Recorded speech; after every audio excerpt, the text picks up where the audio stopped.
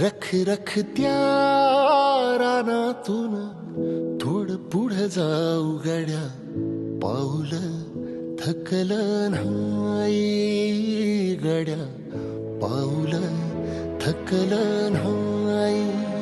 सुकलेल्या भाकरीला पाण्यासंग खाऊ गड्या, पाऊल थकलं नाही गड्या, पाऊल थकलं नाही. झालो बरबाद जरी बसला घाव उरी, कलेची आग सार जाळून विजाईना.